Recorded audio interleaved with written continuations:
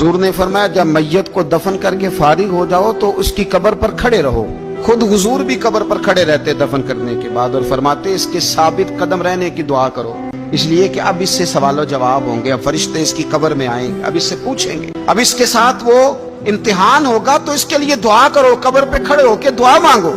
एक हदीस में फरमाया कि इतनी देर दुआ मांगो, इतनी देर दुआ मांगो कि जितनी देर ऊंट ज़िबा करके खाल उतार के गोश्त बना के, ऊंट ज़िबा करना सबसे ज्यादा मुश्किल है, ऊंट ज़िबा करके खाल उतार के गोश्त बना के बांट देते हो, इतनी देर मरने वाले की कब्र पे खड़े रह के दुआ मांगा करो, क्योंकि अब फरिश्ते आएंगे, सवालो जवाब होगा। मुसन्नफ अब्दुल रज़ाक में हदीस है कि एक बंदे को सिर्फ एक कोड़ा मारा गया था कब्र में, तो उसकी सारी कब्र में आग भड़क उठी। तो पूछता है कि ये एक कोड़ा मुझे क्यों मारा गया? तो उन्होंने कहा एक वजह तो ये थी कि तू पाकी पलीदी का ख्याल नहीं करता था, और दूसरी वजह ये थी कि एक दफा एक मजलूम ने तुझसे कहा था मेरी मदद कर, और तू मदद करने पे कादिर था, तेरे अंदर हिम्मत थी, पर तू उसकी मदद के लिए तैयार नहीं हुआ। वो हमारा मशहूर फिक्र है ना कि सानू की लगे पराई लड़ाई पराई आग नू असी घर क्यों ले आइए। तो वो जो हमारा खास मामला है ना कि किसी की मदद नहीं करनी, वो हमें खराब करती है, हमारे हालात बिगड़ जाते हैं। मदद करने पे कादिर होते हैं पर किसी मजलूम की मदद, एक कोड़ा लगा तो पूरी कब्र में आग भड़क उठी।